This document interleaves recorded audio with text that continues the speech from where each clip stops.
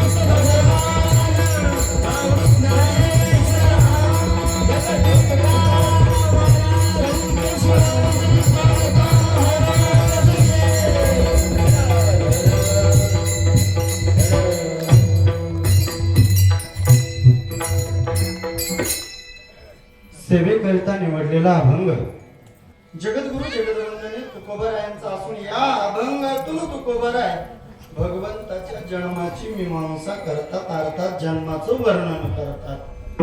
सेवेला सुरुवात करण्यापूर्वी थोडासा परिहार द्यायचा म्हणजे तो असा, आई भवानीच्या कुशीमध्ये बसलेलं आपलं हे राजनी गाव आणि या गावामध्ये गेल्या वर्षीपासून चालू असलेला हा संत शिरोमणी सावता महाराज यांच्या पुण्यतिथी सोहळ्यानिमित्त सप्ताह पारायण सोहळा ज्यांच्या मार्गदर्शनाखाली आपण पारायण करतो ते पद्माकरजी महाराज बोंद्रे निष्काम भावनेनं सतत आपल्या परिसरामध्ये ज्यांचे पारायण चालतात. तर ज्ञानेश्वरी पारायण सोहळा तथा हा संत सावता महाराज महात्म्य दोन ग्रंथाचं आपण पारायण करतोय, चिंतन करतोय आणि त्याच्या समारोपाकरिता आज या ठिकाणी आमचे परममित्र दत्ताभाऊ उधारे यांनी निमंत्रित केलं. गेल्याही वर्षी मी चालू आणि यंदाही मलाच बोलवलंय. अहम भाग्य प्रेम आहे आमच्यावर. मी म्हणलो नव्हतो पुन्हा येईल. हा तर या ठिकाणी येण्याचा हा योग आहे. त्यांच्यामुळे तुमच्या सर्वांचं दर्शन झालं. तसंच यावर्षी अंबादास महाराज माग नका ना राहू असं या तुम्ही दोघं असून जोड मग मला बरं वाटतं.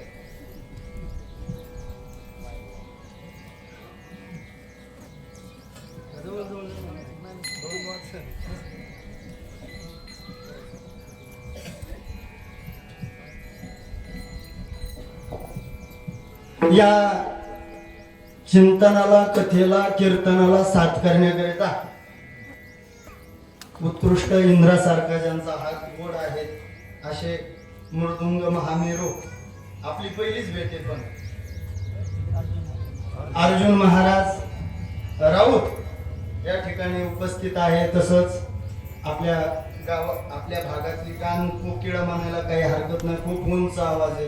लांबूनच ऐकला होता मी पहिल्याच वेळेस माझ्या कीर्तनाला उभे असणारे आपले अभयजी महाराज राठोड आणि ज्यांना बाबांच्या कीर्तनात चाली म्हणताना पाहिलं.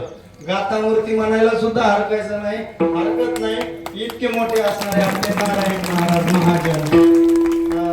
बाकी आपले बाबाईकर माऊली महाराज बाबाईकर स्वतः भागवताचार्य कीर्तनकार आहेत. हा चांगलं म्हणजे आता काय सांगावं. गावातलेच आपले मोहन महाराज, अनिल महाराज, रंगनाथ महाराज आणि आपले सोशे महाराज, नंतर आपले हनुमंत महाराज नावासारखेच आहेत. जोगदार आपले आणि विनेकरी बाबा आणि आमचे हे संस्थेचे बाळ गोपाळ आणि तुम्ही बसलेले सगळे माता माऊली सगळ्यांच्या हृदयामध्ये विराजमान असणाऱ्या त्या ते तसंच होतं पहा. ते मळ्याखालीच पाखरं खाते असं. तर काळी गिडी तसं काही करू नका. 1-1.5 तास विक्षेप करू नका.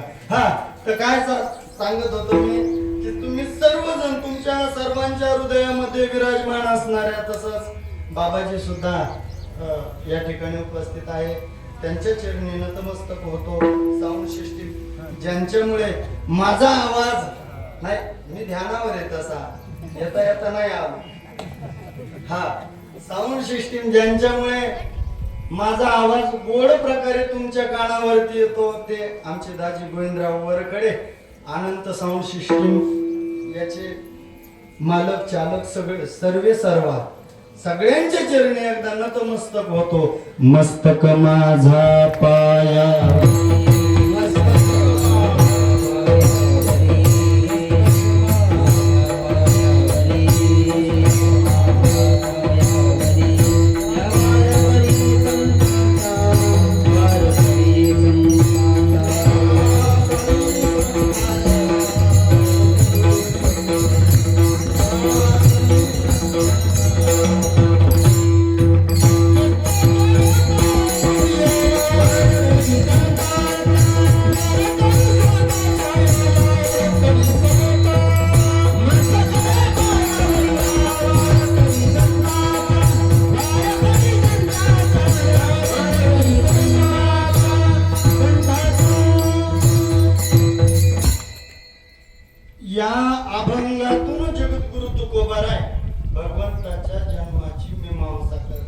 तसं पाहिलं तर भगवंतानं अनेक जन्म घेतले. अनेक म्हणजे आता किती घेतले याचं गणित नाही का, कारण काही शास्त्रकर्ते 10 जन्म मानतात. भगवंतानं किती जन्म घेतले? 10. आणि काही शास्त्रकार 24 मानतात. मग 24 जन्म घेतले म्हणतात, काही 10 म्हणतात. वास्तविक पाहता त्याच्या जन्माचं गणित नाही. म्हणजे किती अनंत जन्म घेतलेले आहेत. अनंत अवतार किसी अवताराच्या राशी तो हा उभा विटेवरी. अनेक अवतार घेतले, राशीच्या राशी, ढिगची ढिग आहेत त्याच्या राशी. पण याच्यावर सुरुवातीलाच एक शंका उत्पन्न होते. जन्म घेतो काय कृष्ण गोकुळी जन्मला, त्याच्या जन्माविषयी तुकोबाराय सांगतात. पण भगवंताचा जन्म होतो का? जन्म कोणाचा होतो? जो आधी नाही त्याचा जन्म होतो. कळतंय तुम्हाला? आधी जे नाही त्याचा जन्म होतो. मग भगवंत तर अज आहे, अज आदि मध्य अंती.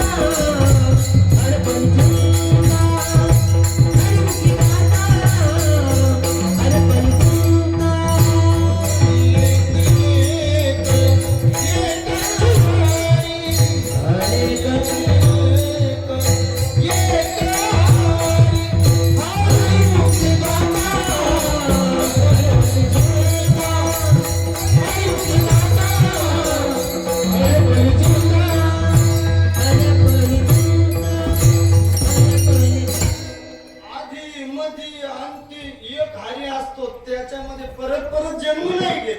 जन्म तुमच्या आमच्या सारख्याचा. जन्म कसा होतो माहितीये तुम्हाला? जन्म हा कर्माच्या आधीने.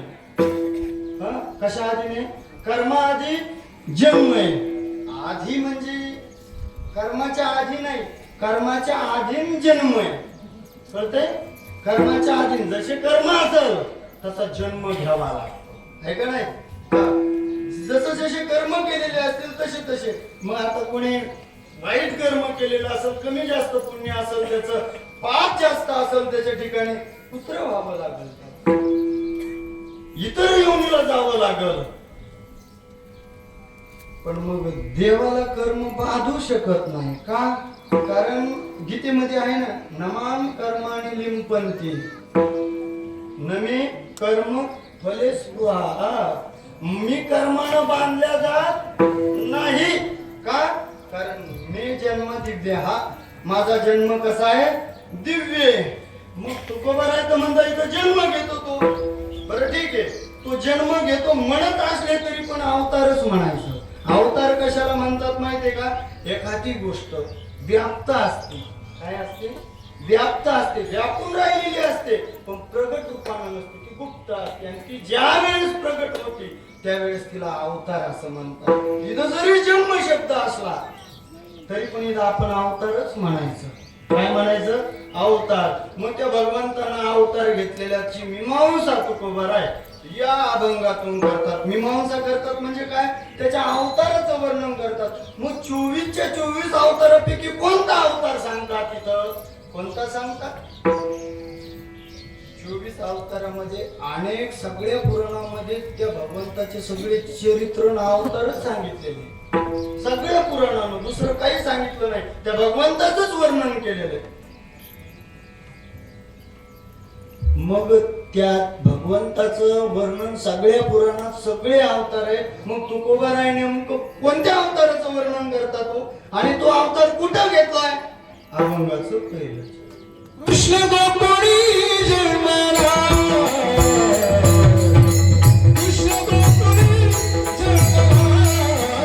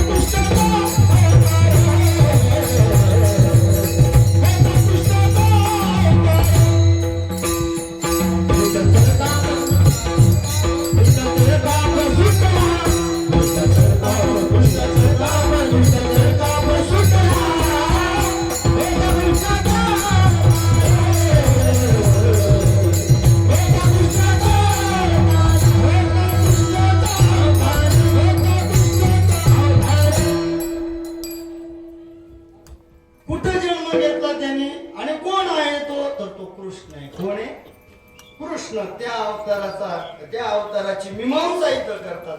कृष्ण आहे त्याचं नाव. कुठं जन्म घेतला त्याने? गोकुळामध्ये. कृष्ण गोकुळी जन्मला. कृष्ण गोकुळी जन्मला.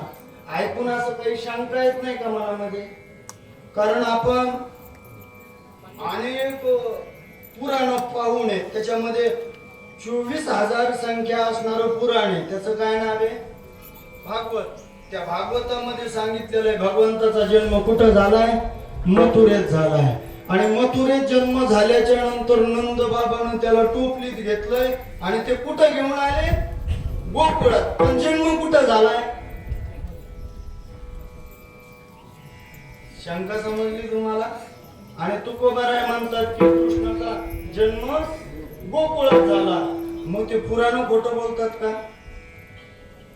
अष्टादश पुराणस्य कर्ता सत्यवती सुतः. जे 18 पुराण आहेत त्यांचे कर्ता कोण आहेत? व्यासजी, सत्यवती सुत व्यास. मग ते व्यास खोटं बोलतायत का तुकोबाराय खोटं बोलताय? व्यास माहिती तुम्हाला? व्यास म्हणजे कोणी सोम्या गोम्या नाही, बगल्यातल्या पुढ्या सोडणारा. व्यास म्हणजे अनेक अनंत उपकार ज्यांनी समाजावर जगावर केलेले ते व्यास. ते म्हणतायत भगवंताचा जन्म कुठं झालाय? नाही ना हो, मथुरेत झालाय. आणि मग मथुरेतून ते गोकुळात आले नाही. या ठिकाणी तुकोबाराय काय म्हणतात? कृष्ण गोकुळी. मग सांगा, त्या कृष्णाचा जन्म गोकुळात झाला का मथुरेत झाला? तुम्ही नका सांगू. सांगा यजमान, कुठं झाला? गोकुळात झाला का मथुरेत झाला?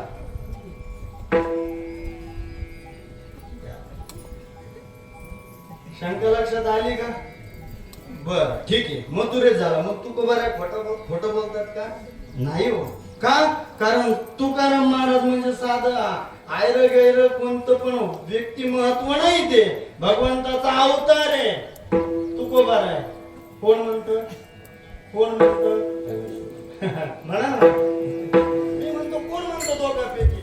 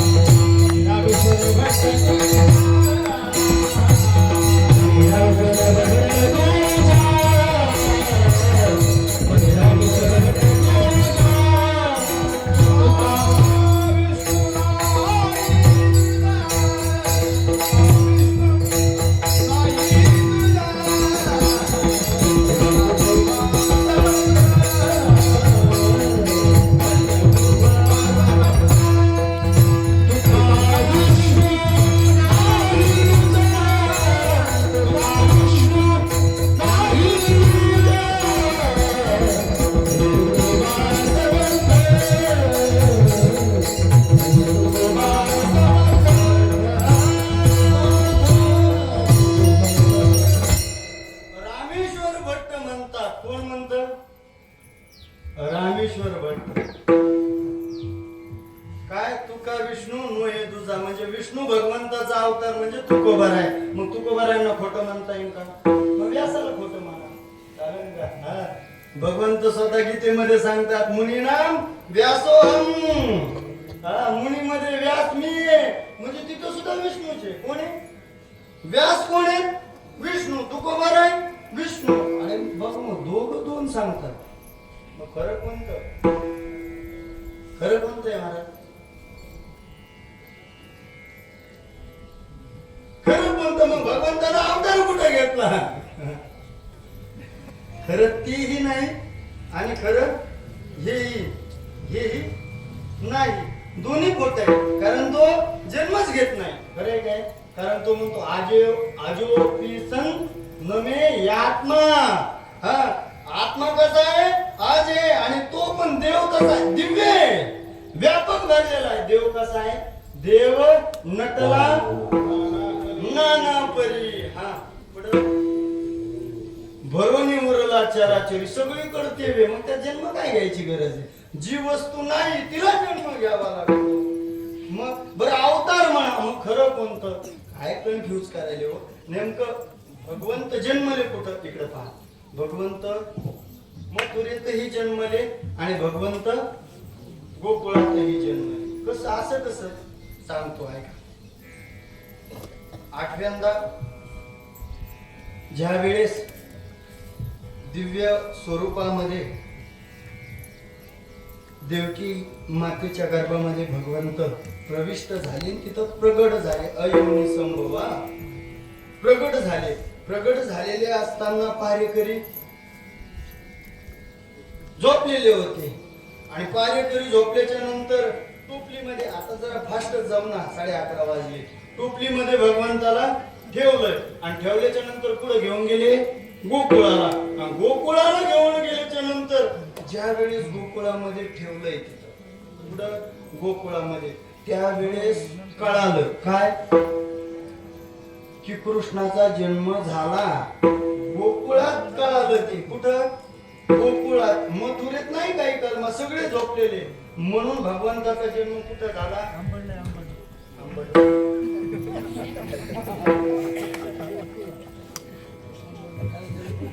भगवंताचा जन्म गोकुळात झाला आणि गोकुळात जन्म झाल्याच्या नंतर भगवंताचा जन्म गोकुळात झाला. मग मथुरेतच प्रगट झाले त्या कारागृहामध्ये. खरं येते, पण ऐका ना, पुढं काय झालं? एक गोकुळामध्ये प्रगट झाले हे तुम्हाला कळालं. मग ते एक दहावी की पुढे सगळं तुम्हाला माहिती आहे, ते काही सांगायची गरज नाही. पण एक संस्कृत मध्ये ग्रंथ वाचण्यात आला, भगवत साक्षात्कारी एक वृंदावनचे महात्म्य होते, त्यांनी लिहिलेला आहे.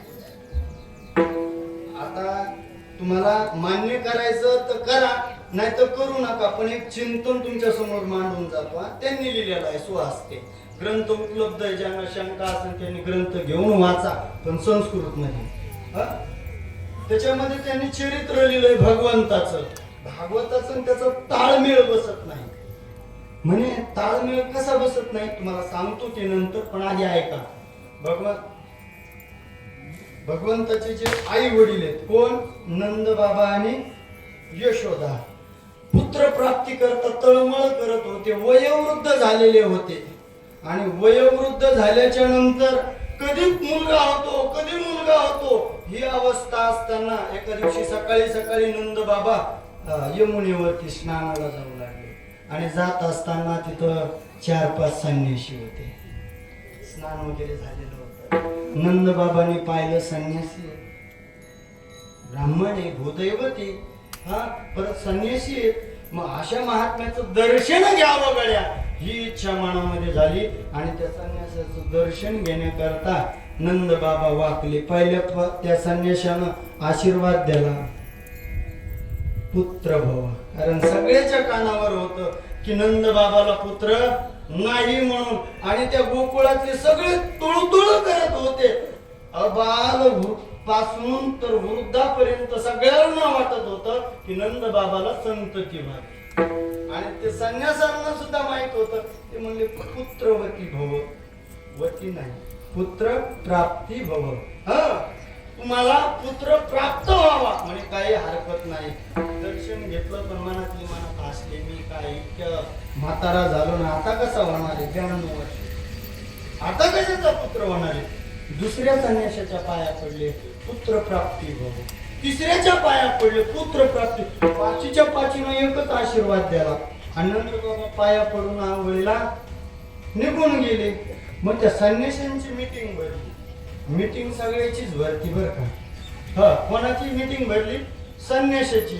आणि त्या संन्याशांनी विचार केला, अरे बाबा, आपण 5 जणांना एकच आशीर्वाद दिलाय, काय? तुला पुत्र प्राप्त व्हावा हा आशीर्वाद. पण हे म्हातारं झालं तरी याला पुत्र प्राप्त नाही, होईन का नाही? जर नाही झाला तर आपला अपमान आहे आता. मग काय करावं? म्हणजे चला घरी याच्या. 5 जण घरी आले. ते संन्यासी म्हणे, नंदा म्हणे, कस काय आले तुम्ही? म्हणे, तुझ्याकडेच आलो. तुमचं दर्शन घेतलं ना? हो, दक्षिणा राहिली वाटत. दर्शनासाठी आले का? नाही बाबा, तुला आशीर्वाद दिलाय तो खरा करायचा. मग काय करायचंय? म्हणे, आपल्याला एक यज्ञ करायचा आणि त्या यज्ञातून तुला पुत्र प्राप्ती करून द्यायची. म्हणे काही हरकत नाही. सगळी सामुग्री गोळा केली, यज्ञाला सुरुवात केली महाराज. आणि पाहता पाहता यज्ञाची ती विभूती टाकता टाकता, त्याच्यामध्ये समिधा टाकता टाकता दिव्य प्रकाश असा प्रगट झाला महाराज. दिव्य प्रकाश प्रगट झाला आणि तो प्रकाश डोळ्याला एक सूर्य तुम्ही किती घंटे पाहू शकता चष्मा घालून. किती घंटे म्हणालो मी, डोळे दिपत नाही, घंटे म्हणालो नाही ना पाहू शकत. आणि तो कसा आहे मग, तो कसा आहे, अरे सहस्र किती सहस्र दीपे दीप कैशी प्रकाशनी प्रभा, कैशी प्रकाशनी प्रभा, उजळल्या तुझ्या चरणांनी सेवा, उजळल्या तुझ्या चरणांनी सेवा. सहस्र दीपे दीप कैशी प्रकाशनी प्रभा, प्रकाशनी प्रभा, उजळल्या तुझ्या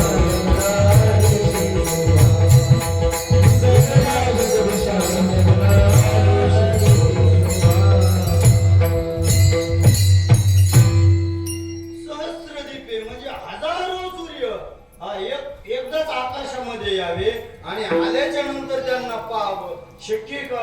मग तो प्रकाश पाहणं शक्य आहे का? सहस्र सूर्याचं तेज त्याच्या ठिकाणी. मग तो प्रकाश प्रगट झाल्याबरोबर यशोदेनं असं केलं. आवाक एखादी गोष्ट पाहिली आश्चर्यपूर्वक माणूस कसं करत, असं करत ना, डोळे झाकून घेत. ते तोंड तिचं असं एकदम उघडलं, मिटल्यालं आणि तो प्रकाश तिच्या तोंडातून गर्भामध्ये, कुठे गेलाय, गर्भामध्ये गेला.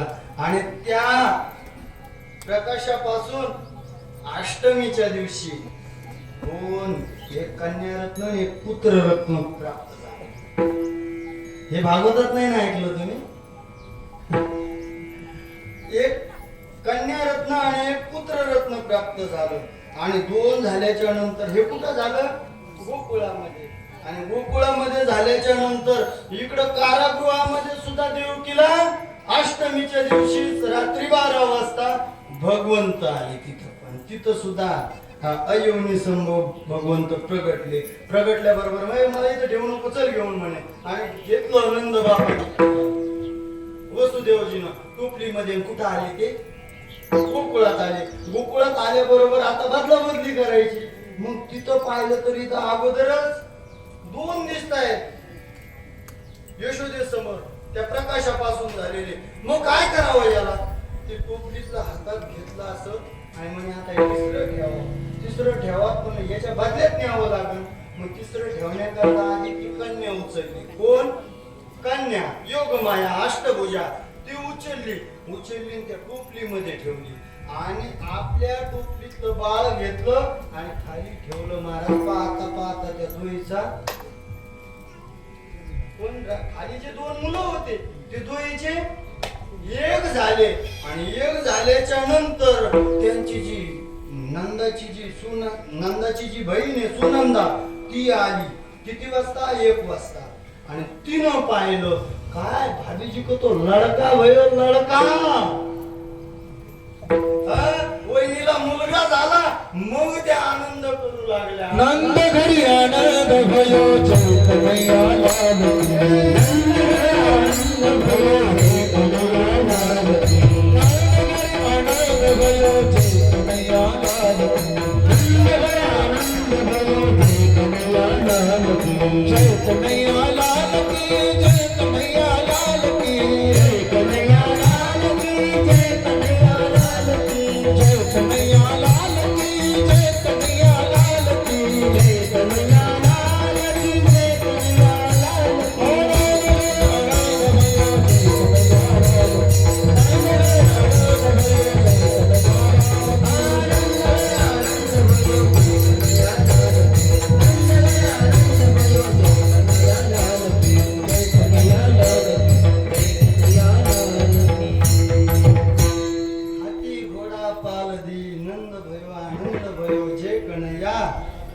आलं की आनंद झालेला, पण कुठं?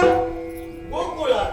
आणि मग त्या दोन्हीचं एक ज्या ठिकाणी कृष्ण झाला म्हणजे एकत्रित झाला, त्यालाच कृष्ण म्हणतात, एकत्रित होण्याला शंकर होणं.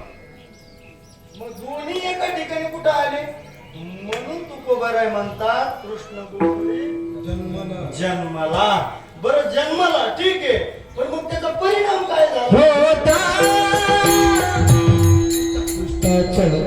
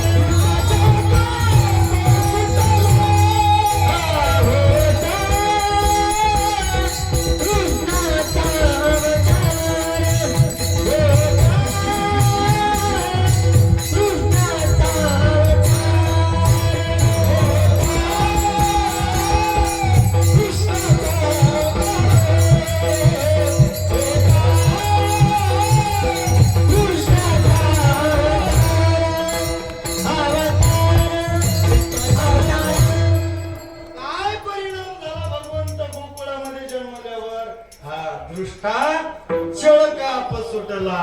दृष्ट चळ कापू लागले. म्हणजे का कापू लागले? काय अडचण काय? भीती होती त्यांना. कोणाची? भगवंताची. कशी हो? सांगू का थोडक्यामध्ये? ऐका. इकडे जन्म झाला, आनंद झाला, ही बातमी अजून कंसाला कळाली नाही, पण तिची मुलगी घेऊन गेला ना योग माया. तिला मग 7 मारले होते अगोदर, मग आता 8वा, ही 8वी असो, हिलाही मारायचं म्हणून वरती छतावर नेलं, गोल गोल गोल गोल फिरवलं आणि दंड शेवटणार तितक्यामध्ये हातातून सटकून गेली ती महाराज. अजून सुद्धा त्या गोकुळामध्ये विंध्याचल नावाचं पर्वत, विंध्यावती देवी म्हणून ती अष्टभुजा योग माया त्या गोकुळामध्ये तिचं मंदिर. आणि तिने सांगितलं, हे कंसा, अरे मी स्त्री, मला काय मारतो?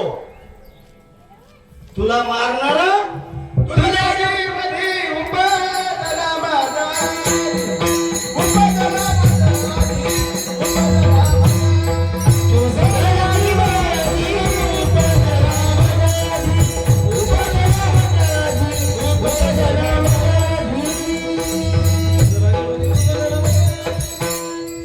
तुझं लागी वधी उपजला माझ्या आधी, तुला वरणारा माझ्या आधीच उपजला, त्याचा जन्म झालेला आहे. हे जेव्हा कंसाला कळालं तेव्हा मग दृष्टा चळकाप सुटला. म्हणजे कृष्ण गोकुळात जन्मल्याच्या नंतर म्हणजे गोकुळातल्या पण दृष्टांना का नाही, गोकुळामध्ये सगळे भक्तच होते महाराज. गोकुळात नव्हता दृष्ट, पण मग अनेक जे दृष्ट पाठवले ना ते परत आलेच नाही. अनेक पहिलं गिराईक पाठवलं महाराज. काय झालं? कृष्ण आता जन्मलाय जवळपास हे कळालं, आणि कळाल्याच्या नंतर आता त्याला मारण्याकरता मीटिंग भरली, कंसाची मीटिंग. मग तिथं काय खासदार, आमदार, मुख्यमंत्री हे नव्हते, सगळे दैत्यच. अगासूर, बकासूर, महाबळ भट्ट असे बसलेले सगळे मोठाले मिशावर तावले. म्हणजे ज्यांना मिशा असतात ते दैत्य असतात असं म्हणायचं नाही मला. हा, असे बसलेले मीटिंग भरलेली, तितक्यामध्ये धप धप धप पावलं पडू लागलेली. इकडं तिकडं पाहता नेमकं काय गो बाई? पाहिलंय बाहेर पुतना नावाची राक्षसी बाहेर उभी होती, आणि ती पुतना आता आत आली आणि म्हणे की दादा, अरे तू मलाच विचारलास, तुला नाही विसरलो, पण माझा शत्रू उपजलाय त्याला मारायचं, आणि त्याला मारण्याकरता बाईची काय गरज आहे म्हणे एखादा याच्यातलं गेलं की मारून ये दादा तसं नाही मीच जाते तू माझं ऐक मी जाते आता आणि केसनच गळा कापते म्हणे बाई लय खराब महाराज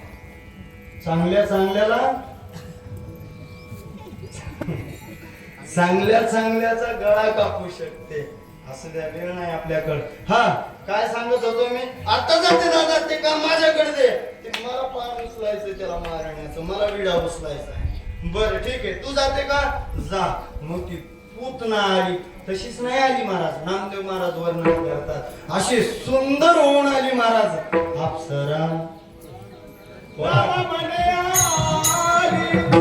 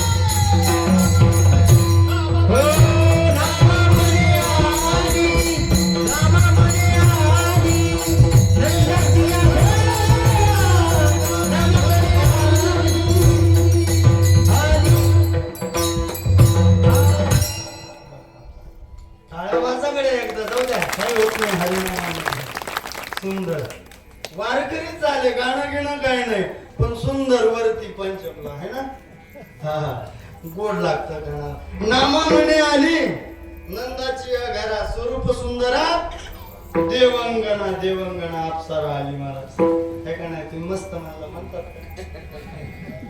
पुतळा डोलवा सगळा पैंजण कमरेला कमर पट्टा नाकात नसताना लोणी सगळा भात भात करोडी सगळा भात भात करोडी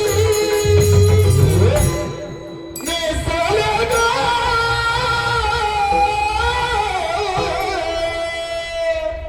ने साले गा शालू पाटण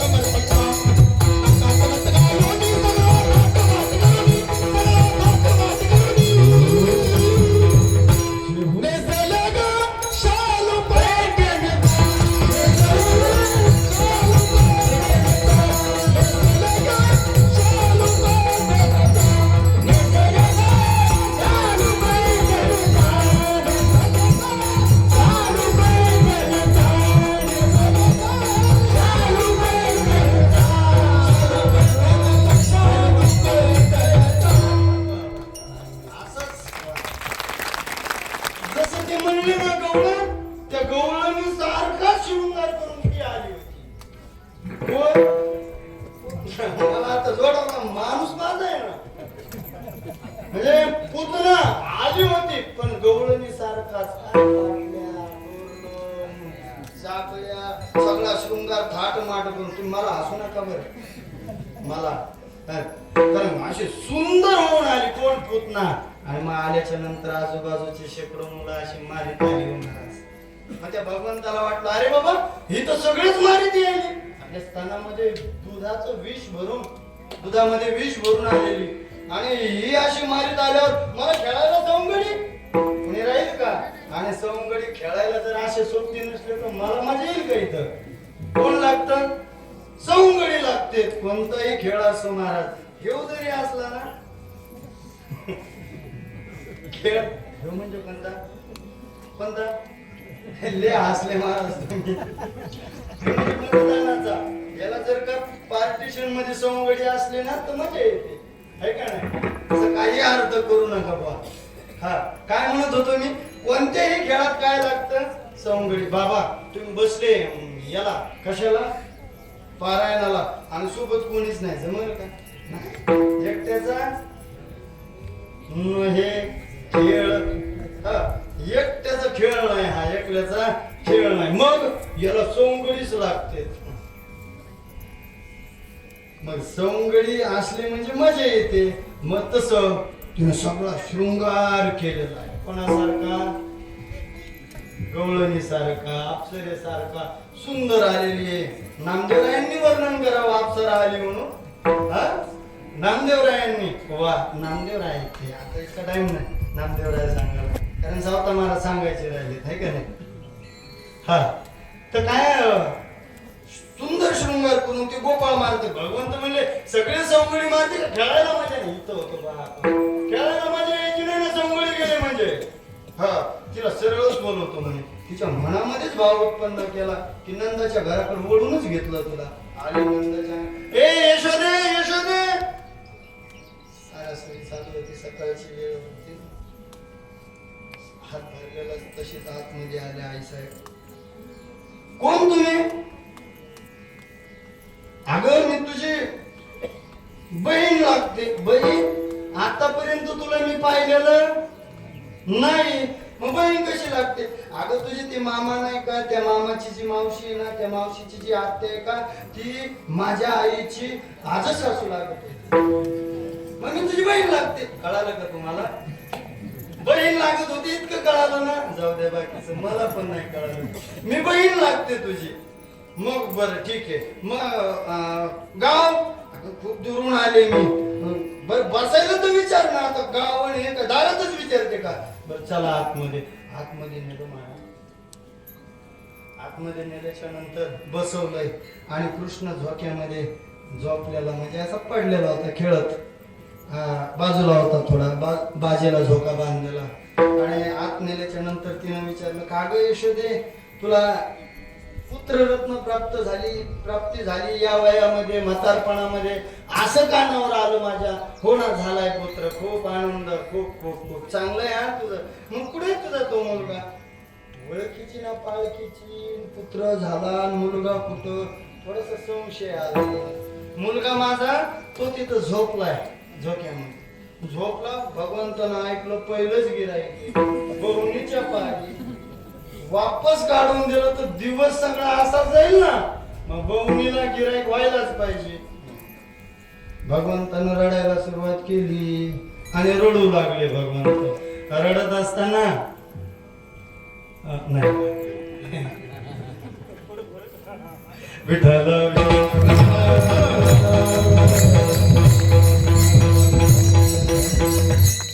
रडायला सुरुवात केली भगवंतानं. मग मी रडू नको बाळा म्हणल्यावर. हा, रडायला सुरुवात केली, रडू लागलेला आहे भगवंत. रडत असताना तितक्यामध्ये म्हणे, ते काय ग जागच आहे, आणा जरा. रानते म्हणे. आता नाही ग, उठून बसलो नाही. घेतलंय तिच्या जवळ गेलं. आता एका हाताने उचलून आणलंय असं काका. आणि हात भरलेला होता धुण्याकरता. आतमध्ये गेला. आत गेल्या बरोबर हिचा कार्यक्रम चालू केला. पदर घेतला आणि स्थानाला लावलं. लावल्या बरोबर आता भगवंतानं सुरुवातीला डोळे लावून घेतले. त्याचे बरेच कारण आहेत, राहू द्या आता. हा, डोळे लावून घेतले आणि डोळे लावल्याबरोबर दिसायला तर खूपच सुंदर आहे. मागच्या जन्मातील माझीच भक्ती नाही, त्या बळीची मुलगी आहे. रत्नमाला नाव आहे. आणि आता ही पहिल्यांदाच स्त्रीच आली. मग हिचं तोंड स्त्रीचं काय म्हणून पाहावं. आणि परत म्हणून डोळे लावले. आणि परत हिच्या स्तनामध्ये विष, आणि विष प्यायची मला सवय नाही म्हणून भगवान शंकराची आठवण करायची. ती डोळे लावून करायचे म्हणून डोळे लावले. आणि डोळे लावल्याबरोबर आता इतकी लेकरं मारत आली, काही वाटलं नाही. हे पहिलं स्थानाला लावलं. यांनी काय केलं माहितीये का महाराज? 5ची मोटर लावली. 5 वाढण्याकरता, दूध वाढण्याकरता. कितीची? 5ची. एका झटक्यामध्ये सेकंदामध्ये दूधच ओढून घेतलं. सगळं दूध संपलं. विषा सकट दूध पिऊन घेतलं, नंतर रक्त, मज्जा, आस्ती हाड सुद्धा ओढू लागली ती मस्त. मग कासावीस झाली, थै थै थै थै नाचू लागलेली. अरे सोड सोड सोड सोड. ते म्हणला एक तर मी कोणाला धरीत नाही, आणि धरलं तर सोडत नाही, आता तुला सुट्टी नाही. मग खऱ्या रूपात आली, त्याला घेऊन उडून आकाश मार्गाने. मग वरती गेल्याच्या नंतर यांनी पंच प्राणाला दणका द्याला, असा बुद्धा छातीत मारला, धप खाली कोसळली महाराज. आणि ही बातमी आता ते सुगंध सुटला आणि मला चरित्र नाही सांगायचं. ही बातमी कुठे गेली? कंसाकड मथुरेत. आणि मथुरेत गेल्याच्या नंतर मग दृष्टाला जास्त चळकाप सुटला. दृष्टा चळकाप सुटला. आणि कृष्णाचा जन्म झाल्याच्या नंतर दृष्टाला तर चळकाप सुटला. पण जे भक्त होते ना गोकुळातले, त्यांना आनंद झाला. मला सगळ्या घरामध्ये आनंद व्यक्त करू लागलेले. त्याचा अवतार झाल्याबरोबर होता कृष्णाचा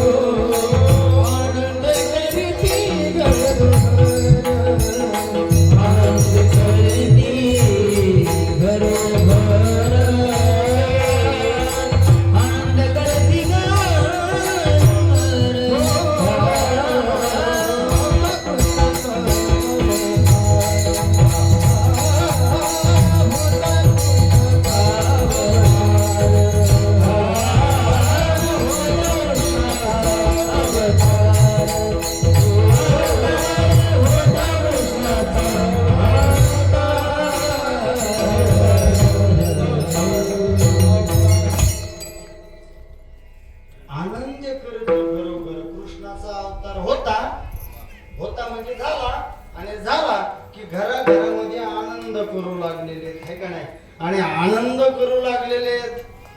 म्हणजे आनंद भक्ताला तर आनंद होतोच देव एकदा प्रगट झाला की. आणि देवामुळे जर आनंद होत नसेल तर तो भक्तच नाही. ज्याला देवाच्या योगाने आनंद होतो तो खरा भक्त. सगळ्या गोकुळामध्ये आनंद करू लागले. नेमकं आनंद कशामुळे? भगवंताचा अवतार झाला. आणि अजून काय करू लागले? काय करू लागले?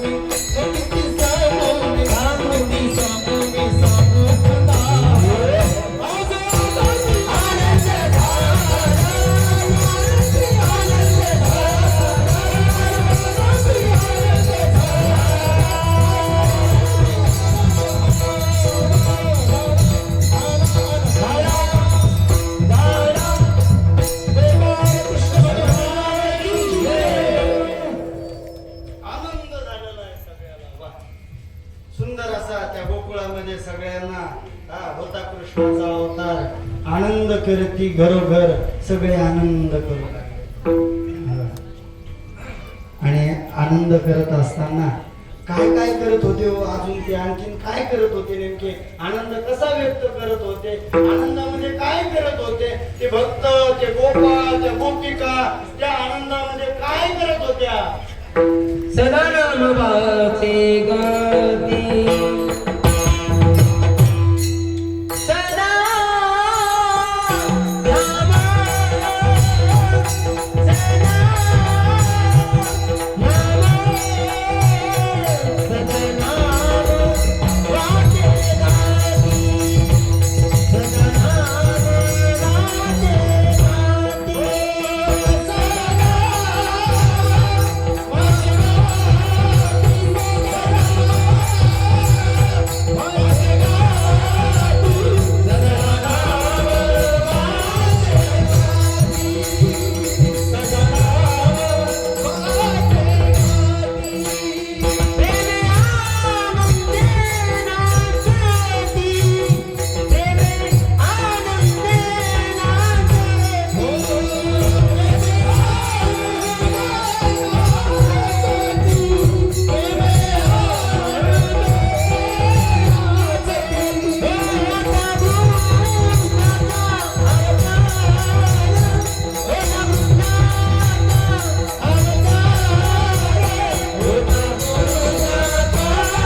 गाते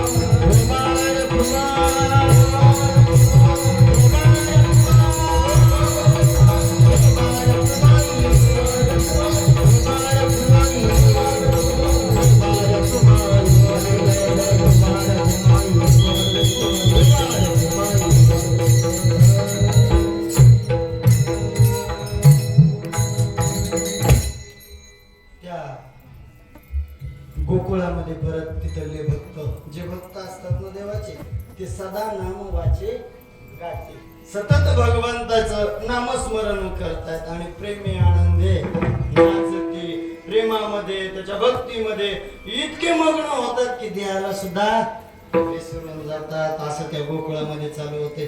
जे जे भक्त ते त्याच्या प्रेमामध्ये नाहून गेलेले होते त्याचं नामस्मरण करत होते. आणि जे भक्त असतात ना ते त्याच्या प्रेमामध्ये नाहून जातात. सांगू किती नाहतात तर सांगू का थोडक्यामध्ये, ऐका. औंध नावाचं गाव, काय औंध, त्या मिरजपाशी गाव आहे, सांगली सातारा, सांगली जिल्हा, सांगलीमध्ये मिरज गाव आहे. आणि त्या मिरज गावापासून 7 ते 8 किलोमीटर औंधसे नावाचं गाव आहे. काय औंधसे. आणि त्या गावामध्ये दैवमाळी नावाचा एक माळी राहतो. आणि तो दैवमाळी भगवंताची प्रत्येक एकादशी पायी करायची. प्रत्येक आठवड्याची नाही. एकादशी कधी असते? 15 दिवसाला. तिथून जाण्याकरता पंढरपूर ते औंधसे गावाचं अंतर 120 किलोमीटर. किती दिवस लागते नामस्मरण करत जायला पायी? तवा नव्हत्या. किती दिवस लागतील? 4 दिवसामध्ये साहजिक आहे ना, 30-30 किलोमीटर आहे का नाही? 4 दिवस जायला, 4 दिवस यायला, 8 दिवस. आणि 1 दिवस ते एकादशीला थांबायचं, द्वादशीला निघले, काला गेला काही नाही. 2 दिवस तिथं जायला 4, यायला 4, 10 दिवस गेले. आणि राहतात किती एकादशीच्या गॅप मध्ये 15 दिवस. फक्त 5 दिवस संसारातले काम, प्रपंच करायचा. दैवमाळीचं हे नित्य. पण परकीयाच्या आक्रमणानं दुष्काळ आला त्या औंधसे गावावर, म्हणून त्यांना गाव सोडावं लागलं. गाव सोडलं आणि ते भेंडी गावाजवळ आरण म्हणून गाव आहे, त्या गावी आले. आल्याच्या नंतर त्यांना 2 पुत्र प्राप्त झाले. त्यांचं लग्न नंदिता माई सोबत झालं आणि त्या नंदिता माईपासून दैवमाळीला 2 पुत्र प्राप्त झाले. एकाचं नाव परसोबा आणि एकाचं नाव डोंगरोबा. डोंगरोबा हे थोरले होते, पण डोंगरोबा जन्मताच विरक्त होते, वैराग्यवान होते. जन्मताच वैराग्यशाली असल्यामुळे, वैराग्यवान असल्यामुळे जन्म झाल्याबरोबर संसारामध्ये मनच राहत नव्हतं. आणि दैवमाळी वयस्कर झाल्याच्या नंतर एका दिवशी म्हणले, अरे बाबा मी थकलेलोय, पण माझी वारी बुडू देऊ नका गड्या. हे पताका घेऊन वारीला तूच आहे. 2-3 वाऱ्या केले त्यांनी, आरण ते पंढरपूर. पण मग कालांतरानं असं वैराग्य प्राप्त झालं की म्हणे मला आता इथं राहायचंच नाही, मी तीर्थयात्रेलाच निघून जातो. निघून गेले, त्यांचा इतिहास पुढे आला नाही. डोंगरूजी निघून गेले. मग परसोबांचा वंश चालला पुढे. भेंडीच्या सुंदर माळी समाजातील, त्यांच्या समाजातील जनाबाई यांच्यासोबत त्यांचा विवाह झाला. आणि विवाह झाल्याच्या नंतर काही 4-5 वर्ष उलटले. 4-5 वर्षांनी सुद्धा पुत्र प्राप्ती झाली नाही. पांडुरंगाच्या वारी करता दैवमाळीच्या जागेवर आता परसोबा जाऊ लागलेले. सोबत एका एकादशीला जनाबाईला घेतलेलं. जनाबाई आणि परसोबा पांडुरंगासमोर, हे पांडुरंगा, अरे 5-6 वर्ष झालेत लग्नाला, अजून घरामध्ये झोका हल्ला नाही, मला पुत्र पाहिजे, पण पुत्र दे, पण कसा दे? पुत्र देवी ऐसा गुंडा, दादा तिनी लोकी देना, दादा तिनी लोकी देना, दादा तिनी लोकी देना.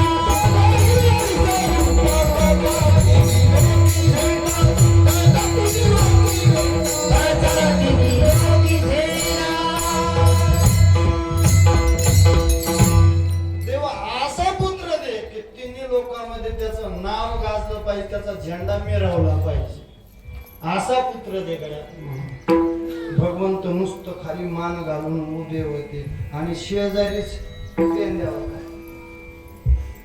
पेंद्या म्हणे, देवा आता द्वापार युगामध्ये अवतार तुझ्या सोबत घेतला होता मी, आता मला परत अवतार घ्यायचा ना, तर मला यांच्याच उदरी मला जन्म दे गड्या. कोणाच्या?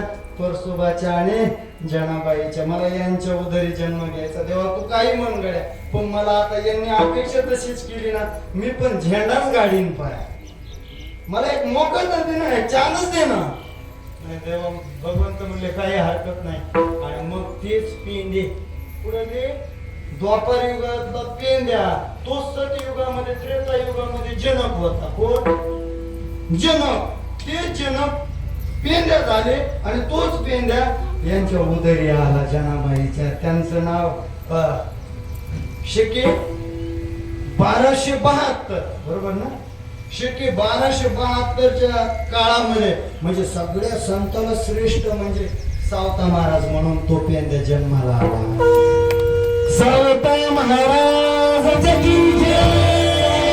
महाराज की जय. सावतोबा म्हणून जन्माला आले. लहानाचे मोठे झाले आणि भक्तीमध्ये रत रत रत राहू लागले. परसोबाची चिरंजी सावता महाराज. काही केलं नाही हो, एकच केलं. काय? त्याचं नाव सदानाम वाचे गाते. सतत त्याचं नाव वाचन गात होते. काही केलं नाही दुसरं. आणि असं मनात आणू नका की सावता महाराज पंढरपूरला जात नव्हते. बरेच जण म्हणतात, आणि खास करून माळी समाजाचे म्हणतात, हे चुकीचा गोड गैरसमज आहे. कारण त्या तीर्थावळीमध्ये ज्या वेळेस नामदेव महाराज, ज्ञानोबा राय तीर्थयात्रा करायला गेले, त्यांचं नामदेव महाराजांचं माउंड करण्याकरता, ब्राह्मणाला निरोप देण्याकरता सावता महाराज होते, असं ते लिखित अभंगामध्ये जात होते. आणि विशेषतः नैष्कर्मी योगी होते, आपल्या कर्मामध्ये गुंतून राहत. हे केले आयसे जो म्हणे तो गुंतला. हे मी केलं म्हणलं की गुंततो, पण करून हे मी केलंच नाही असं जो म्हणतो तो सुटतो. तो सुटला का? मग हे मी केलं नाही म्हणायचं. आता आपण काय करतो, काय करतो आपण? पट्टी किती दिली सत्याला? मोठं मास नाव लहान बस काय टाकलं तुम्ही? तुम्हाला समजतंय मला काय म्हणायचंय? अरे किती ओढून घेतोय आपण? 1000 रुपये दिले तर अरे बाबा मी 1000 दिले, हजाराच्या लिस्ट मध्येच माझं नाव पाहिजे. आपल्याकडे नाही महाराज ते. गावोगावी काही ठिकाणी असं आहे, असं मोठं बॅनर कीर्तनकाराच्या मागे संताचा फोटो नाही, कशाचा नाही, काय नाही. बॅनर सावजी पाटील 5001, रामजी पाटील 2001, माणसाची नाव त्यांच्यावर गुपित दान पाहिजे, झाकून पाहिजे केलेली गोष्ट. करत होते पण लोकांसमोर नाही, मी करतो म्हणून नाही. मग काय करायचे? आलेलं काम करायचं आपलं नित्य नेमानं. काय करायचे? खुरपायचे महाराजांनी. खुरपत असतात कांदा मुळा भाजी, कांदा मुळा भाजी, कांदा मुळा भाजी, कांदा मुळा भाजी, अवघी मिठाई माझी, अवघी मिठाई माझी, अवघी मिठाई माझी, अवघी मिठाई माझी, अवघी मिठाई माझी,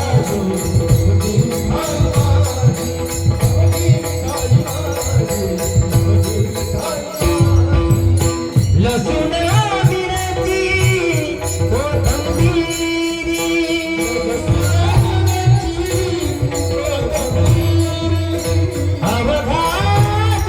माझा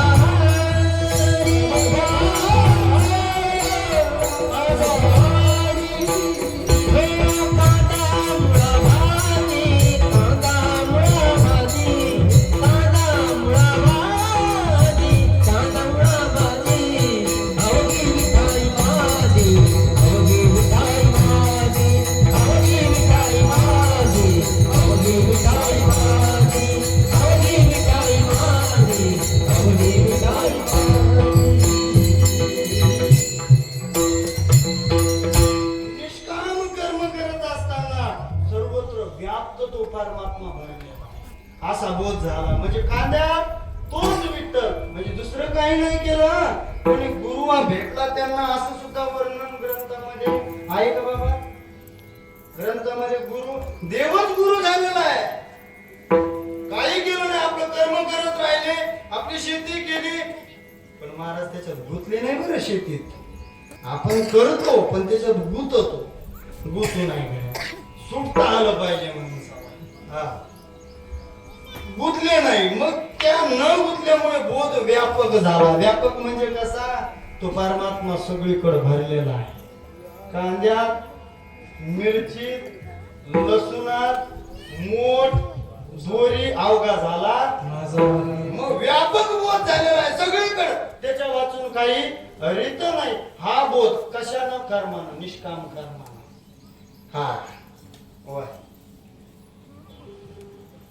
बोध झालेला आहे. बोध झाल्यामुळे आता ज्ञान गावोनी गावा गोविंदोगा या अवस्थेला पोहोचले. एका दिवशी भगवंत आता सगळं ज्ञान झालेलं आहे आणि भगवंताचं स्मरण करीत बसलेले प्रेमी आनंदे नाचती. मस्त चिपळ्या वटा आहे आपल्या मळ्यामध्ये, एक झाडाखाली बसलेले.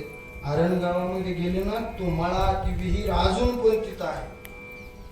हातामध्ये चिपळ्या आणि विठ्ठल विठ्ठल विठ्ठल विठ्ठल विठ्ठल विठ्ठल विठ्ठल विठ्ठल विठ्ठल करत बसलेले. इकडे नामदेवराय थोडे कच्चे होते. नामदेवरायांना भगवंत म्हणले, नामा तुम्हाला सर्वत्र पाहणार आहे. म्हणजे देवा मी सर्वत्र पाहतो तुम्हाला, म्हणजे सगळ्यामध्ये मी दिसतो. मग मी लपलो तर तुला सापडेल का? म्हणे देवा तुझ्या वाचून काय मी तुला कधी काही शोधतो. म्हणे चल मग आपण लपंडार शोधू. मग भगवंत लपू लागलेले. मग जिथं प्रकट झाले त्या ठिकाणी तुळशी आणि बुक्का, मंजुळा आणि बुक्का ठेवायचा आणि परत गुप्त व्हायचं. जिथं प्रकट झाले तिथं परत ठेवायचं. असं करत करत करत करत करत कुठपर्यंत आले ते दोघ जण? आरणला आले. इथं यांचं विठ्ठल विठ्ठल विठ्ठल विठ्ठल चालू. लगेच आले समोर. सावता, हे सावता, कोण तुम्ही? अरे पंढरपूरहून आलो मी, शेठची आहे. तुम्ही पंढरपूरहून आले? बरं ठीक आहे. मग अरे माझ्या मागं चोर लागलाय. चोर चोर म्हणजे नामदेव राय. चोर लागला यांनी डोळे लावले महाराज. कोणी? सावता महाराजांना अंतर्दृष्टीनं पाहिलं. जगाचा मालक त्रैलोक्यनाथ आणि असा समोर उभा आहे. असा उभा आहे आणि मग तुम्हाला लपायला जागा दे. चोर माग लागलाय. अरे जगात तुझ्यासारखा चोट्टा दुसरा कोणी नाही रे देवा. तूच चोट्टा. देव चोर आहे का नाही? ऐसा पुराण प्रसिद्ध. सगळे पुराण म्हणते. पुराणामध्ये प्रसिद्ध आहे देव. सगळ्या पुराणामध्ये त्याला चोर म्हणलं. बरं तुम्हाला अनुभव आहे का नाही देव चोर आहे का नाही? ते चिंतन सांगितलं. झोपा तुम्ही. देव चोर आहे. देव व्यापक आहे का नाही हे मान्य आहे तुम्हाला? हा. व्यापक हा विश्वंभर ज्याचे इच्छाराचर व्यापक देव आहे. मान्य आहे तुम्हाला? दिसतो का तुम्हाला? अनुभवला येतो का? व्यापक आहे ना. देव नाही असं ठिकाणी माहित आहे तुम्हाला. माहित असून सुद्धा दिसत नाही मग चोट्टाच आहे ना. म्हणजे असून दिसत नाही. करून न केल्यासारखं करतो तो म्हणजे हा चोट्टा आहे. आणि तो समोर उभा आहे मग तुम्हाला लपायला जागा दे. माझ्या माग चोर लागली. अरे तूच चोर आहे. सावता महाराजांनी पाहिलं.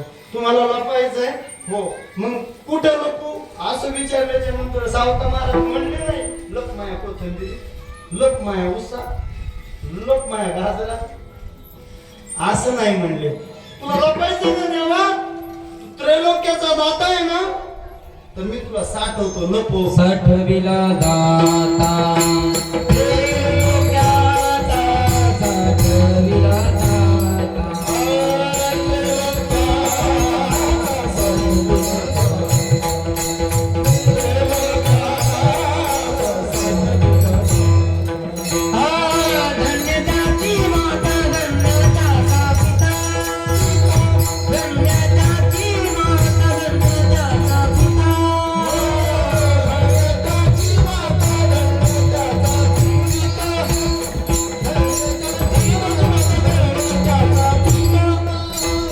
साठविला दाता त्रिलोकाचा साठविला दाता त्रिलोकाचा सावता सागर प्रेमाचे आगर सावता सागर प्रेमाचे आगर साठविला दाता त्रिलोकाचा साठविला दाता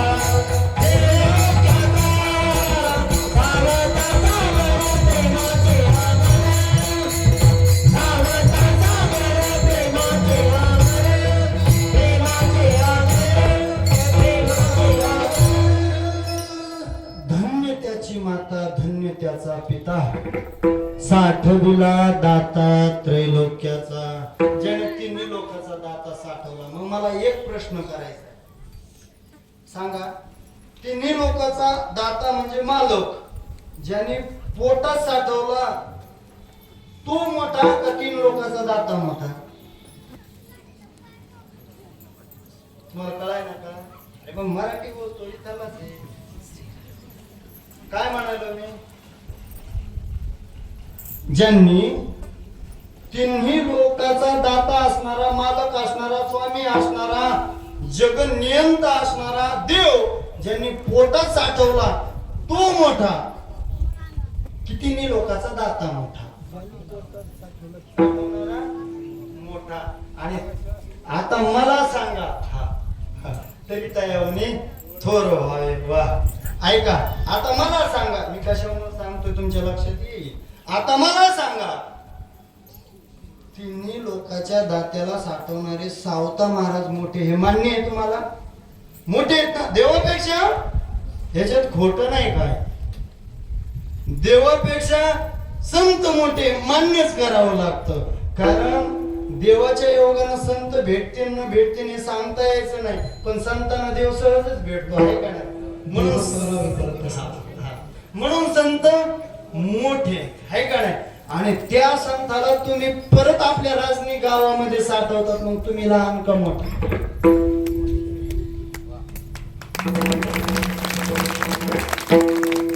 हे पण नाही समजलं. अर्धेच सगळे असे झोपीतच. तुम्हाला विनोद ऐकायची सवय लागली दुसरं काही नाही. ऐका, जगाचा मालक असणारा तिन्ही लोकांचा जो नायक आहे, त्याला साठवणारे जे संत आहेत, त्यांची मूर्तीची प्राणप्रतिष्ठा आपल्या गावामध्ये होते. फक्त शोकांकिता एकच आहे, वेळ लावतायत तुम्ही. मिठा म्हणजे अर्धे जाते नमस्कार, मिठा इतका नाही, मरायला लागली ना तरी मिठाच का. मिठा कुठपर्यंत? गेल्या वर्षी आपली बोली झाली होती काय, या वर्षी आपण मंदिरात कीर्तन करायचं. म्हणजे कोणाला टोचून नाही, रोखून नाही. आणि आले नाही का ते, ज्यांनी आपल्याला गेल्या वर्षी मंदिराच्या कामाकरता 51,000 दिले, अमरनाथराव. हा सरपंच अमरराव देशमुख आले नाही का?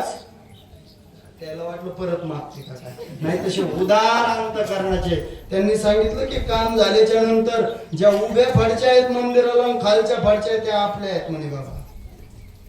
त्यांची जबान आहे. आणि त्यांनी दिले पण, दिले ना, नुसते नाव नाही बर का, दिले महाराज. त्या दात्याचं मंदिर आहे, चला त्या दात्याचं मंदिर आहे. होता होईन तोरक. इकडं पहा, आपल्याकडे कितीही संपत्ती असू द्या, काय असू द्या संपत्ती, पण ती जर काय एकदा साठून राहिली ना, साठून कोणतीही गोष्ट राहू, ती खराब होती हो, तिला जंग लागतो. ती योग्य ठिकाणी उपयोगी आली पाहिजे, है का नाही. आता आकाशामध्ये पाणी आहे, ढगामध्ये काय असतं, पाणी असतं, पण ते पाणी जर का गोड विहिरीत पडलं तर प्यायला कामी येतं, आणि ते जर का समुद्रात पडलं तर खारट होतं, येड्या बाबरीत पडलं तर खराब होतं ना. मग ते पाणी पडणारच आहे कुठं ना कुठं. अरे संपत्ती पण जाणारच आहे, कारण ती आपली नाहीच, पण मग ती आपल्याच हाताने चांगल्या मार्गाला थोडी आपलं नाव राहील अशी, कारण देवाचं मंदिर आहे. आणि त्याच्यापेक्षा होत असलं तर सहाय्य करा, आडवं कोणीही चलू नका. कारण काय तुका म्हणे, सत्य कर्मा व्हावे साय, घातलिया भय नरका जाणे, होईल तोपर्यंत प्रयत्न करा गड्या. सावता महाराजांचं सांगत होतो, है का नाही. हा, ते सावता महाराज आपल्या इथं येणार आहेत महाराज. हा, तुम्ही नाही म्हणले तरी ते येणारच, आणि येणार म्हणले तरी येणारच. पण कशाला उशीर करता, घ्या ना डोळ्यानं, आपल्या डोळ्यानं आनंद पाहून, है का नाही. मग ते मंदिरात आल्याच्या नंतर खूप मोठा महाराज आणा तुम्ही, मला विसरून जा, पण ते येईपर्यंत ठेवा. हा, आणि पुढं आणा, मला नका आणू, महाराजांना आणा पुढं. आणि मोठा महाराज आणा, जेसीबीनं लोटावं लागलं पाहिजे महाराजाला, एवढा आणा. सांगायचा मुद्दा काय, मंदिर करून घ्या तेवढं. आता कोणी मागं राहू नका गड्या, है का नाही. महाराजांच्या नेतृत्वाखाली मस्तवाणी पारायण हे सगळं काही होतं. आणि स्वतः आरण भेंडीवरून आपल्याला मूर्ती देण्याचं त्याने शब्द दिलेला आहे, बरोबर आहे. तर आरणवरून आपल्याला सावता महाराजांची मूर्ती भेटणार आहे. तुम्हीच उशीर करायलेत गड्या. आता उशीर नाही ना होणार. माळी समाज कमी आहे का आपल्याकडे? गरीब आहे का सगळे? गरीब आहेत का सगळे? चांगले आहेत का?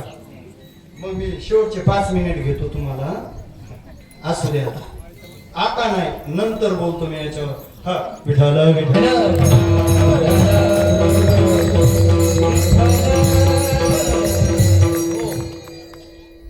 तर सावता महाराज नुसतं निष्कर्मी जीवनामध्ये जगत होते महाराज. आणि सावता महाराज म्हणजे संत शिरोमणी म्हटल्या जातात. सगळ्या संतांना श्रेष्ठ वयस्कर होते. काय करत होते हो? काही नाही, फक्त नामस्मरण करत होते, आपलं आलेलं कर्म करत होते.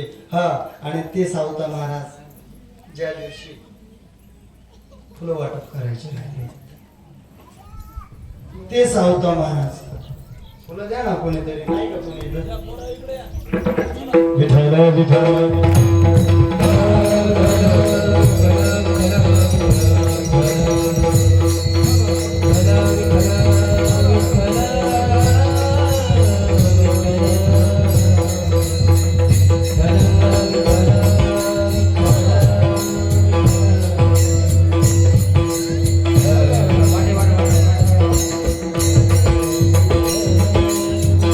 पुंडलिक वरदाई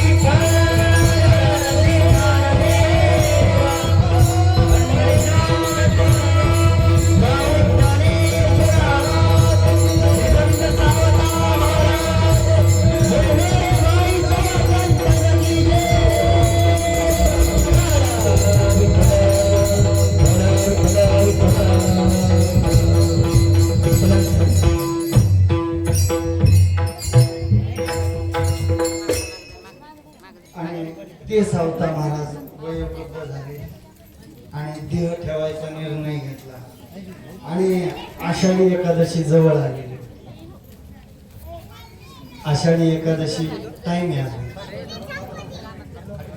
आषाढी एकादशी जवळ आलेली होती आणि पांडुरंगाला विनंती केली, पांडुरंगा आता शरीर मला ठेवायचंय. भगवंत म्हणले तुम्ही गडबड करू नका गड्या, कारण आता आषाढ वारीला सगळं भक्त समुदाय पंढरपूर मध्ये येतो.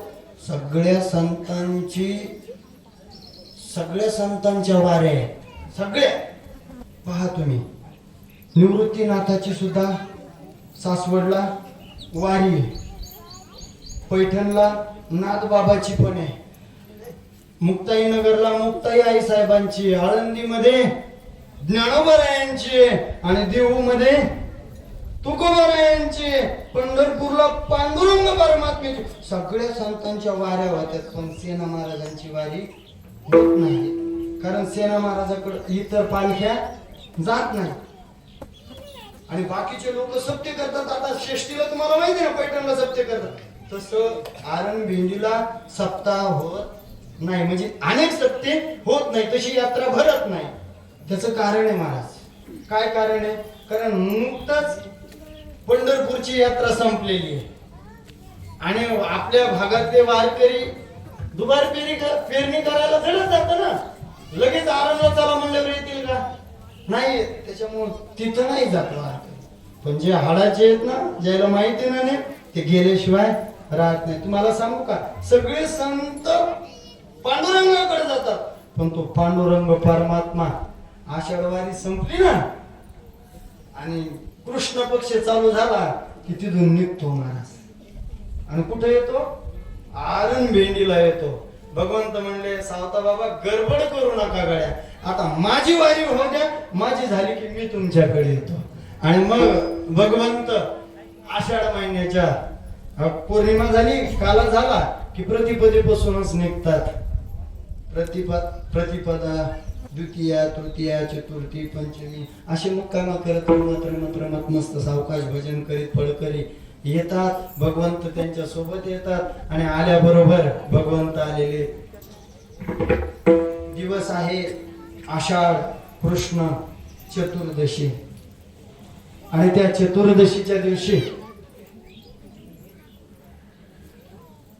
सकाळी सकाळी उठून स्नान वगैरे केलेले आणि ज्ञानोबरायांच्या सहवासात थांबलेले असल्यामुळे काका सावता महाराज त्यांना योग सुद्धा येत होता आणि म्हणून त्या योगाच्या बळानं आपल्या हृदयामध्ये अंतःकरणामध्ये रामकृष्ण राम आत्ताच नाव घेतलं. हा, विठ्ठल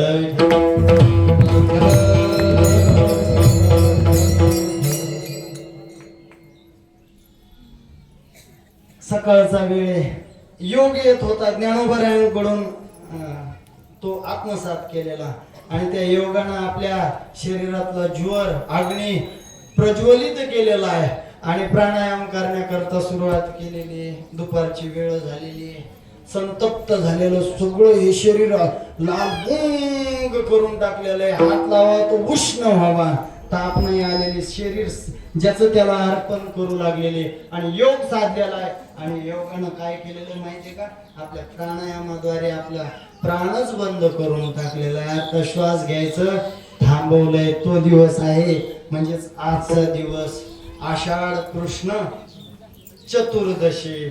पुंडलिक वरदारी विठ्ठल श्री ज्ञानदेव तुकाराम संत सावता महाराज की जय. आणि सावता महाराजांनी आपला देह ठेवलेला आहे. काही केलं नाही जीवनामध्ये, काहीच नाही केलं, काहीच नाही केलं. मग काय केलं? एकच, आनंदे प्रेमे आनंदे नाचती. प्रेमानं आनंदामध्ये नाचत होते, त्याच्या नावामध्ये सदा नाव घेत होते. बरोबर अभंगावरच चालू आहे ना. सदा नाव घेत होते, जसे गोकुळातले घेत होते तसेच गोरोबा आपले सावता महाराज घेत होते ना.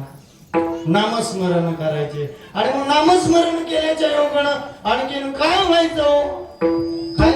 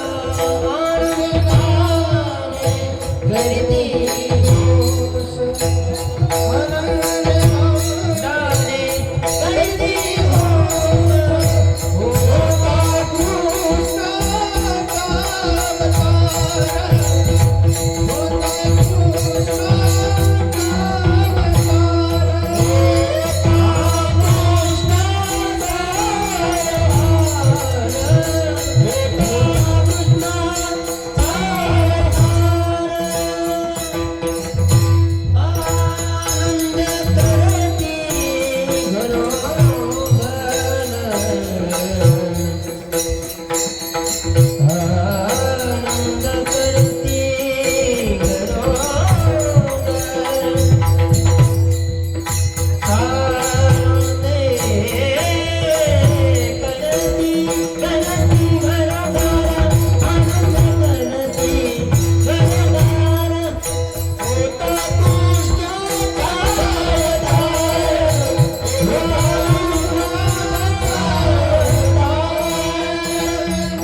होता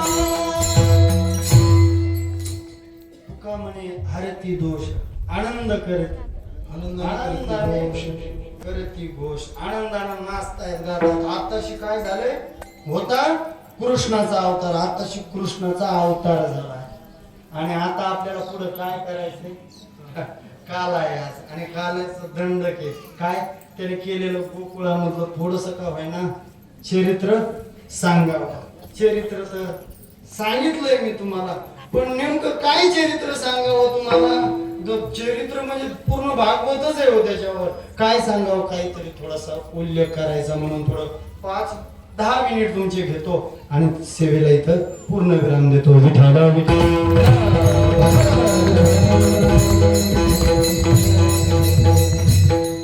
पुतना मारली महाराज कोणी कृष्णानं आणि ही बातमी कंसाला कळाली आता कोणाला पाठवायचं कोणाला पाठवायचं ठरू लागलेले ए तू जातो का सगळे म्हणले एवढी मोठी दिप्यमान असणारी पुतना सहजच मारली ती दिसायला बाई होती असायला पण ती ताकदीनं माणसाच्या म्हणजे चांगले ती रणांगणात उतरली की भल्यानं मैदान सोडून द्यावं हा अशी ती पुतना तिला सहजच मारलं याने आता कोण जाईल तितक्यामध्ये असा पुरुष असणार एक ब्राह्मण भटजी म्हणे मी मारतो म्हणे मी ए बाबा तू कुठे चालला म्हणे हे पाय हे आगासूर बगासूर कागासूर एवढाले आसूर असताना तुला कशाला पाठवू म्हणे काय झालं तू कोण आहे म्हणे मी ब्राह्मण आहे अरे तिथं काय तू पण पोळी खायला जायचं काय म्हणे नाही म्हणे मारायला जायचं मग मारायला मग तुम्ही मला काय समजतात म्हणे ब्राह्मण मग ब्राह्मण समजता मी काय नुसत्या पोत्या वाचणारा ब्राह्मण नाही मग मी असे अनुष्ठान केलेले माझ्या शब्दामध्ये इतकी ताकद आहे त्या माईनं बापानं त्याला सोडून द्यावं इतकी ताकद माझ्या शब्दात आहे माझ्या अनुष्ठानाचा तुम्ही विचार करू नका आणि एक सांगू का गावसा हे दैत्य तिथं पाठवणं जड जाईन तुला कारण गोकुळात सगळे भक्त आहेत दैत्याला येऊ द्यायचे नाही पण मी जर गेलो ना तर ब्राह्मण म्हणून मला त्याच्या जवळ जाऊ देते त्याला मारता येईल कंस मलाच जाऊ दे काही हरकत नाही तू जातो ना जाय बाबा पण जरा लवकर जाय आता है का नाही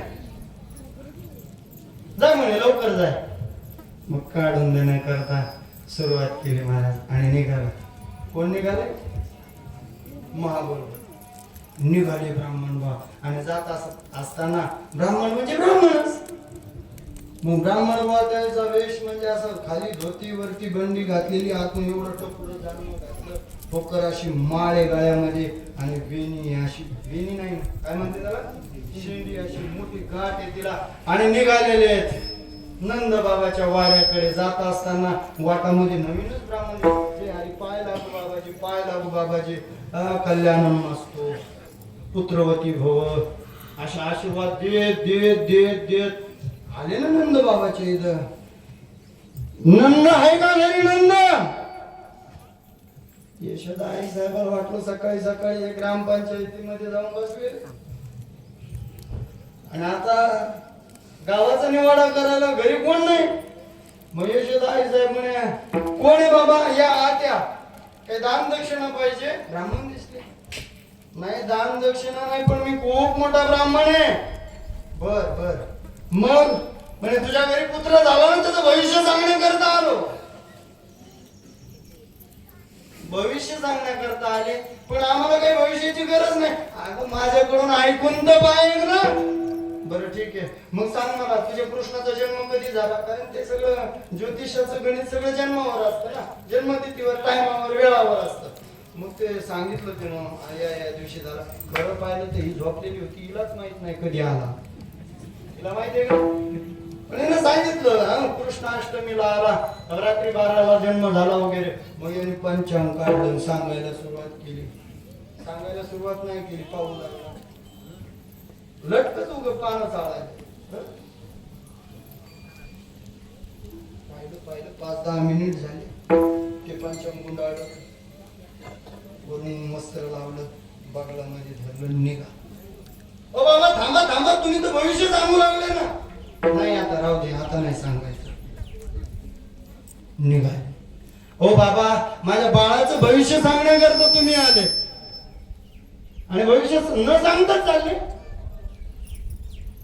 नाही यशोदे, मी ब्राह्मण आहे, मी खोटं बोलत नाही आणि खरं सांगितलं तर तुला सहन होणार नाही. ते काही सांगू नका, जे असेल ते स्पष्ट बोला. स्पष्ट वक्ता असलं पाहिजे माणसाला, जे असेल ते सांगा. म्हणे यशोदे सांगूच का मग? अगं यशोदे, हा पुढे चालून चोट्टा होणार आहे, चोट्टा.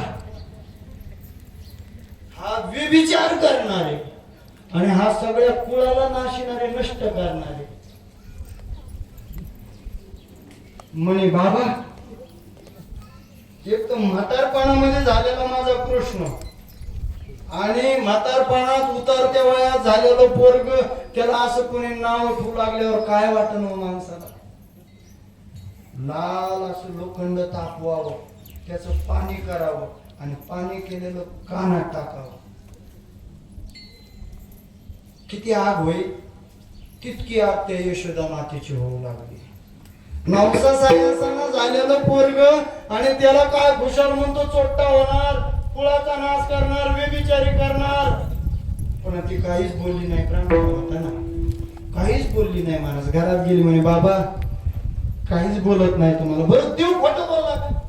याने व्यभिचार केला नाही का? केला नाही. याने चोऱ्या केल्या नाही, याने कुळ नष्ट केलं नाही का? याने सगळं तसंच केलं.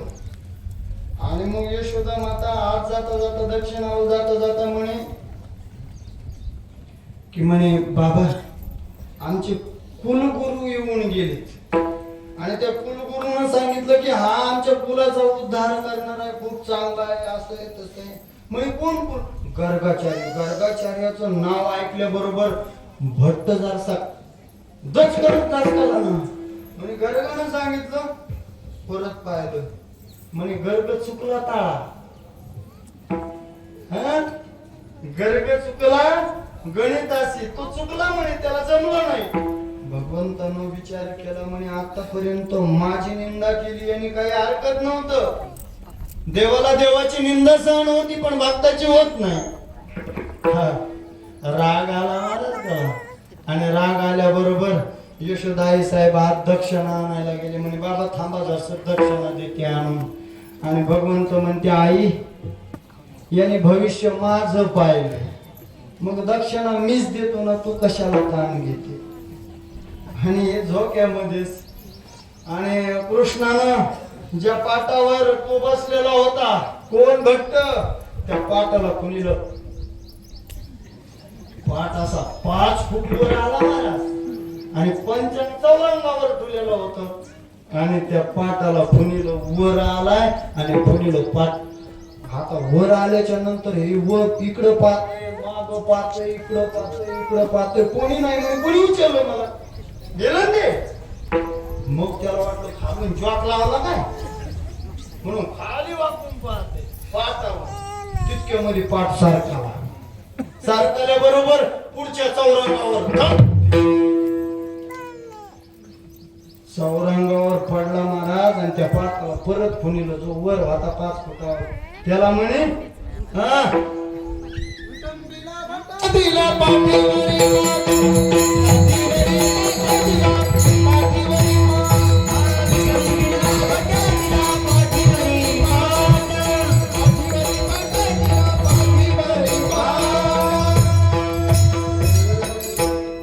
विटंबिला भट दिला पाठीवरी पाठ, दुसरा पाठ पाठीवर. अरे बापरे, कोण मारायले म्हणून इकडं तिकडं पाहतो. तितक्यामध्ये बाकीचे सगळे वळवळ करू लागले. म्हणे देवा आम्हाला पण सेवा करू दे ना. कोण? धन बिन मुसळ ते म्हणे आम्हाला सेवा करू द्या ना थोडी. हा ते म्हणजे वा चालू मग बुंग दिशी ती बेल न जायचं की पाठी द्रप दिशी 5 मिनिटामध्ये तर काळा निळा करून बोला. मग म्हणे इथं तर काही मी आता जिवंत राहत नाही गाड्या. मग इथून निघालेलं बरं आहे आणि मग पळू लागलेलं आहे. पाळता पाळता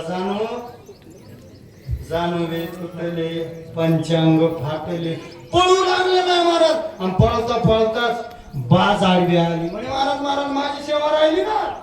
असं कसं पळता म्हणे तुमची सेवा कवर कसं पण भुका लागले ना.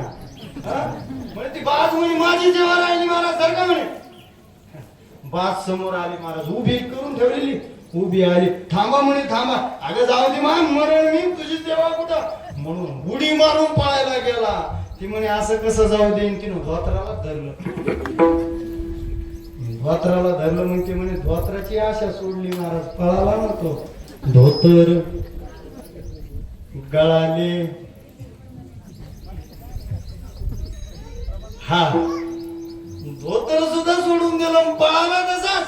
आणि गेला तो कंसाकडे. कंस म्हणे काय झालं रे छाती ठोकून जाऊ लागला. मी जातो ब्राह्मण अनुष्ठान केलेले मी जातो. काय झालं तुझं म्हणे कंसा त्याला मारायचं तर जाऊ दे पण तुला एक सल्ला देऊ का. त्याला मारणं नाही शक्य कंसा पण जर तू हायस ना आता तुला मारण्याची इच्छा झाली ना तर चांगलं चुंगलं खाऊन घे. कारण तो तर नाही मारणार पण तुला मारीन कंसा. अनेक अनेक दैत्य मारले महाराज त्याने. मग शेवटी चोऱ्या पण करू लागला. मग सगळ्या चोऱ्या करू लागला. चोऱ्या करत असताना त्या गवळणी आलेल्या आहेत यशोदेकडे. अवघ्या मिळून गवळणी. आणि एका दिवशी धरलं महाराज चोरी करता करता कृष्णाला. आणि धरल्याबरोबर कृष्णाला सांगितलं ए कृष्णा कृष्णा आता इथं नाही राहायचं. आता तू वनात जायचं. वनात जाऊन काय करायचं गायी सांभाळायच्या. आणि गायी सांभाळण्याकरता कृष्ण म्हणे एकटा जाऊ का. एकटा नाही जा. मग सगळ्या सौंदर्याला सांगितलं गाई चालल्या वनाप्रती, गाई चालल्या वनाप्रती,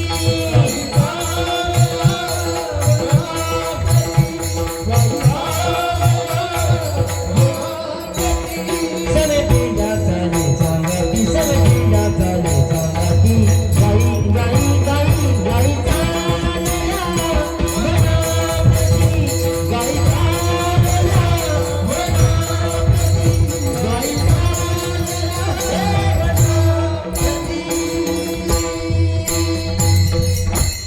पेंड्या सुद्धा मी सगळे संघ घेतले ना. वनामध्ये गायी घेऊन गेलेले.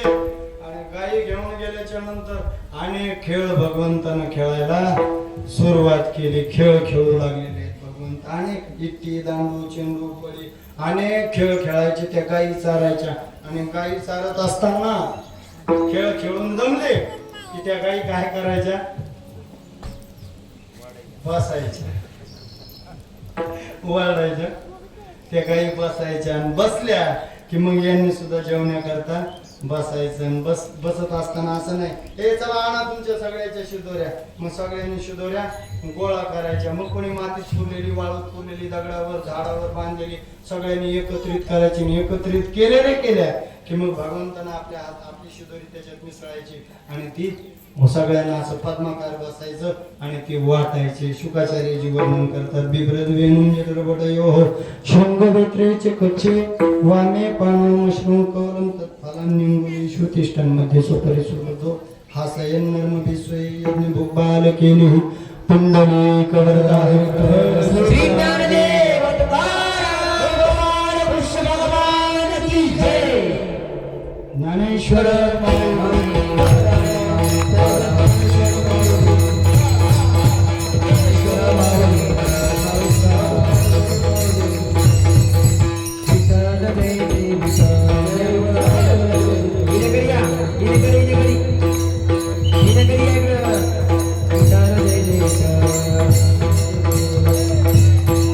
सिंधे नावी तुरी